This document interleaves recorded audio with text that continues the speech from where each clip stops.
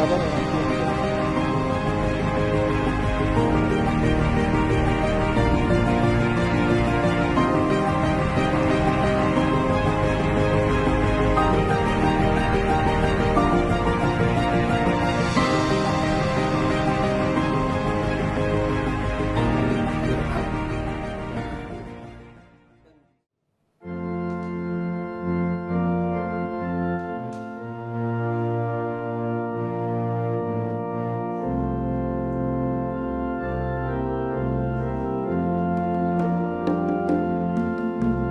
Yesus lawan yang sejati bagi kita yang lemah. Tiap hal boleh dibawa dalam doa padanya. Oh, betapa kita susah dan percuma berlelah bila kurang pasrah diri dalam doa padanya. Selamat pagi, salam, salam damai sejahtera bagi kita semua. Bapak, Ibu, dan saudara-saudara, kita bersyukur Tuhan menghantar kita memasuki hari yang baru, Sabtu 5 Oktober 2024. Tentu kita akan memulai aktivitas kita di hari ini. Namun sebelumnya, marilah kita mendengarkan firman Tuhan. Dan untuk itu, marilah kita berdoa. Terima kasih Tuhan atas penyertaan-Mu bagi kami hingga hari ini. Kami akan memulai aktivitas kami. Namun sebelumnya kami ingin mendengarkan firman Tuhan. Berkatilah Tuhan firman-Mu bagi kami semua. Berkati kami yang mendengarkan firman-Mu. Dan biarlah kami boleh melakukannya dalam kehidupan kami masing-masing. Terima kasih Tuhan. Di dalam nama Yesus Kristus kami berdoa. Amin. Ayat harian kita hari ini, Sabtu 5 Oktober 2024, diambil dari Lukas 13 ayat 17. Dan waktu ia berkata demikian, semua lawannya berasa malu dan semua orang banyak bersukacita karena segala perkara mulia yang telah dilakukannya. Demikian firman Tuhan. Bapak, Ibu, dan saudara-saudara, firman Tuhan hari ini mengajak kita untuk mengutamakan manusia lebih dari tata cara. Mengutamakan manusia lebih dari tata cara. Yesus sedang berada di rumah ibadat atau di sinagoge. Di situ ada seorang perempuan yang telah 18 tahun dirasuki roh jahat, menderita penyakit sampai punggungnya bungkuk dan tidak dapat berdiri lagi dengan tegak. Ketika Yesus melihat perempuan ini, Yesus meletakkan tangannya atas perempuan itu dan berkata, "Hai ibu, penyakitmu telah sembuh." Seketika itu juga berdirilah perempuan itu. Penyakitnya telah sembuh dan ia memuliakan Allah. Namun kepala rumah ibadah yang ada di situ memberi komentar yang bertujuan mempersalahkan Yesus. Alasannya, hari itu adalah hari Sabat. Yesus menyembuhkan pada hari Sabat. Penyembuhan adalah pekerjaan atau bekerja. Yesus bekerja pada hari Sabat.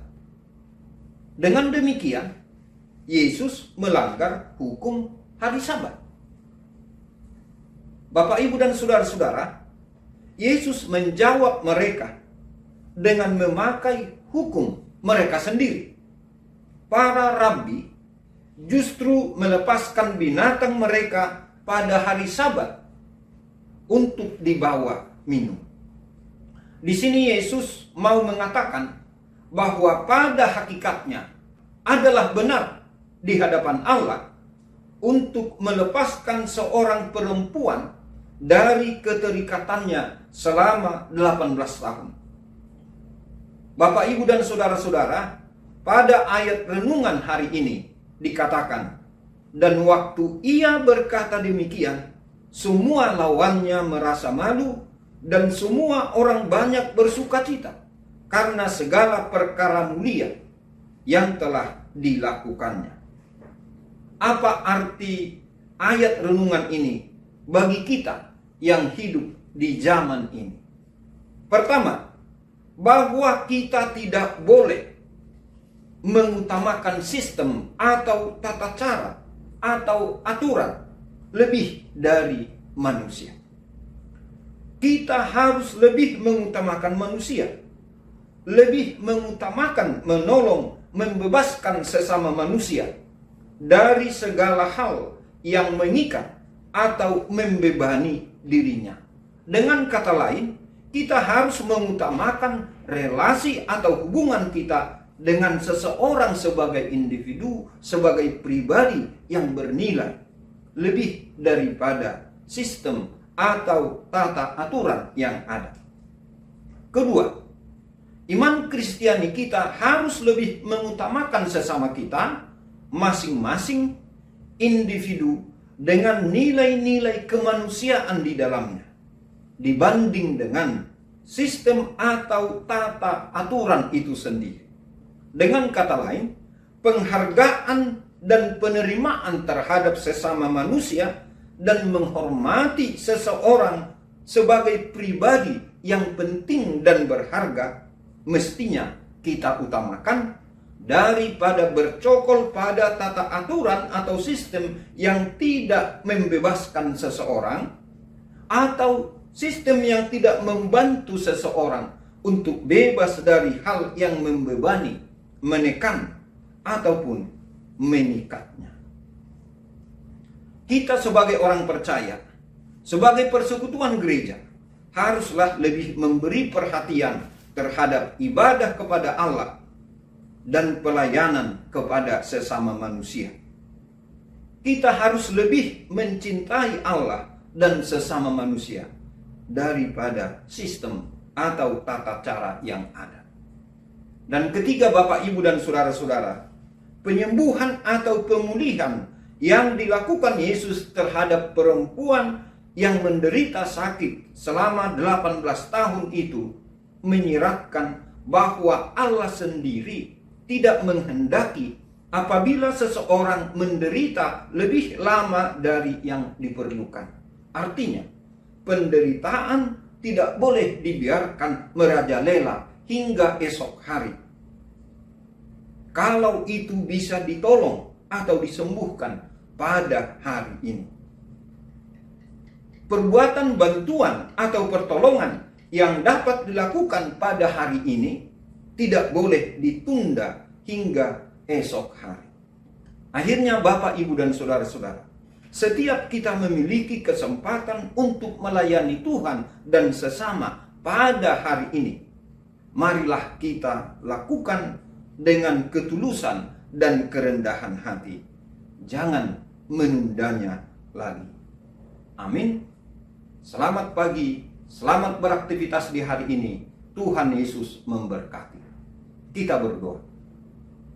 Terima kasih Tuhan atas firman-Mu yang telah kami dengar dan renungkan pada pagi hari ini. Berkatilah itu bagi kami semua. Dan biarlah kami boleh melakukannya dalam kehidupan kami masing-masing. Tuhan, pada pagi hari ini kami berdoa bagi saudara-saudara kami yang dalam keadaan berduka. Biarlah Tuhan yang memberikan kekuatan dan penghiburan. Yang dalam keadaan sakit, Tuhan, Engkau berikan pemulihan dan juga penyembuhan. Tuhan, kami berdoa untuk mereka yang dalam keadaan sakit, yang akan menjalani tindakan dokter pada hari ini atau dalam minggu ini. Kiranya itu semua boleh berjalan dengan baik untuk pemulihan dan kesembuhan bagi mereka.